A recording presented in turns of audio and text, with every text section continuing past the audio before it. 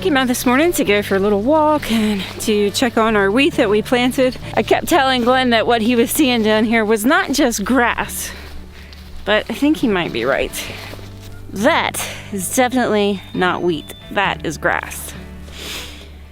So, unfortunately, it looks like probably the winter storm killed all of our wheat.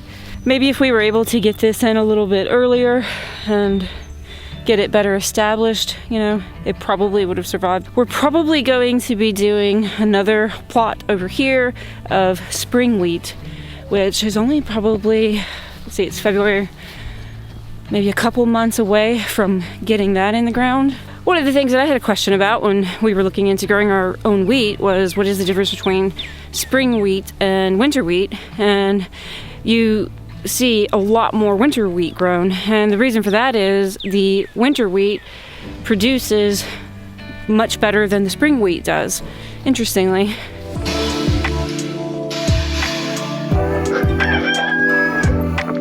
The first thing I need to do this morning is get little Finn out of his coop, let him run around for just a little bit while I move his coop, and then get the other chickens out and get Uni in his coop.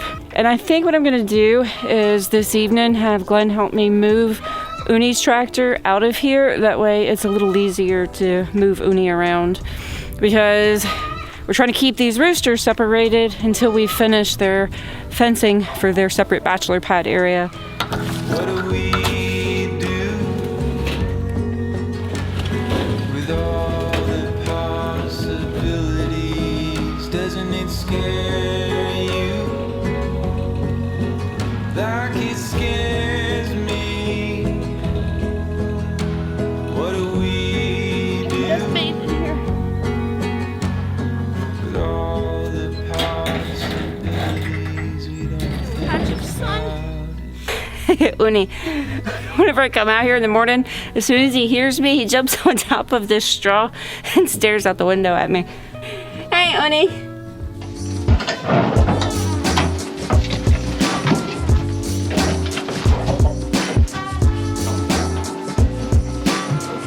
All right, now I gotta go get Uni. He's become so patient waiting for me. Hey, Uni. A little excited there, ain't you? Yeah, there's eggs in there. What do you think about that? Man, these chickens are really laying now. I'd say they're just getting ramped up. We're getting at least 2 eggs a day now. And of course, we went through the winter only having 2 mature hens. And so, you know, on top of it being winter anyway, and chickens don't lay much or sometimes at all during the winter. We didn't get anything during the winter. And now that the younger chickens, they're coming of age, they are really in production. There's a bunch in here. And unfortunately we can't eat them because we treated them with the ivermectin like a little over a week ago. 3 in here just this morning. And I had a whole bunch. And this one box over here, there's probably like 9 of them in that box. And since we weren't eating them anyway, I just kind of left them in there to see maybe if one of our chickens was thinking about going broody. I don't think anybody ever did, but now there's a cracked egg in there, so I gotta clean that mess out. All right, let me get Uni's food and water out of here. Hey, Uni, you thirsty?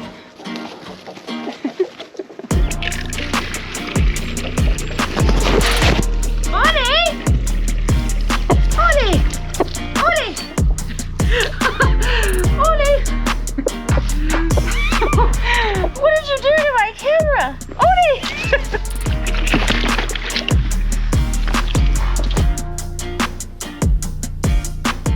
I mean, it is chilly this morning. It's only like 24 degrees. Big difference from what it was just last week. I'm starting my oregano and my head lettuce today. I'm not doing my leaf lettuce yet. I'm gonna wait just a little bit longer for that. And I'm probably starting way more lettuce than I need. But last year I didn't have enough, so.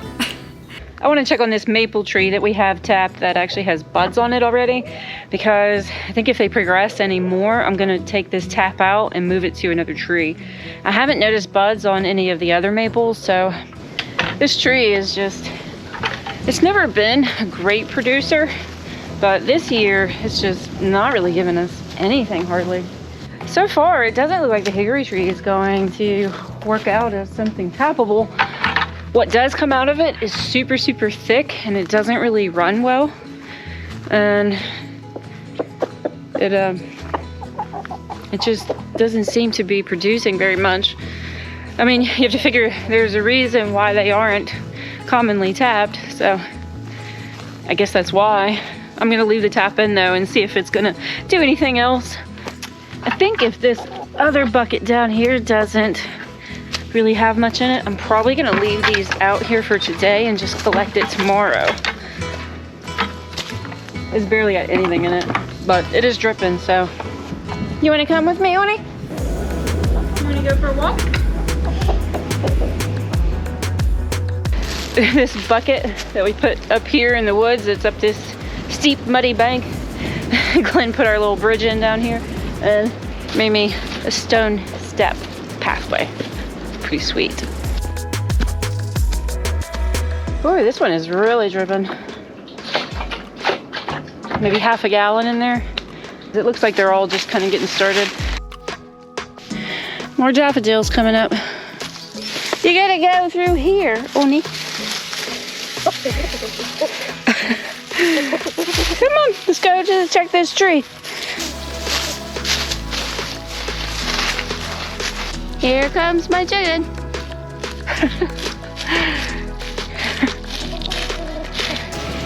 Probably half a gallon in that one.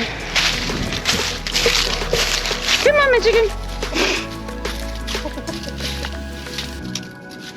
I was actually noticing down here, maybe now that we've had more sun, there's actually a good bit of hairy vetch down here. So we'll see how much is actually left out here.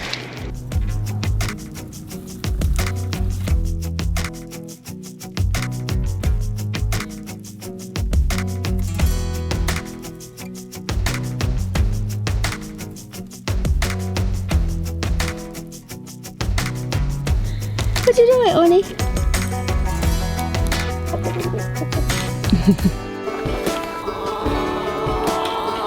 So we're moving Uni's coop to the other side of the fence. So I have to stick Uni over here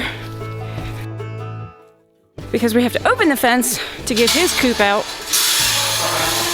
which means that him and Nonami would be in contact with each other. And that wouldn't be good.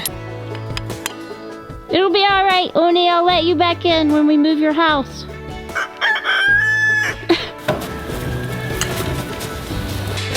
How many chickens are gonna escape? All of them. That's why we put Uni on the other side. We'll never get them back out of here. Oh, I'll get them. Them chickens. Chickens know better. All I do is bring a snack. They'll fall anywhere.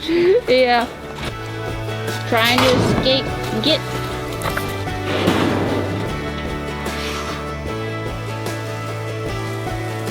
Oni will love you for moving his house. You think? He don't want to be with the other chickens. We didn't even lose one chicken. I was thinking just along this fence line over here. Come see your new house. Come on, Uni.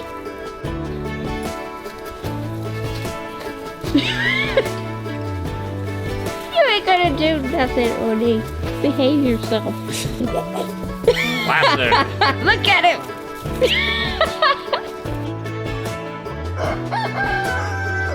I think having Uni over here on this side of the fence is just going to make things so much easier for managing these roosters, keeping them apart until we get to work on their bachelor pad area, in which we probably are going to be getting to that project really soon.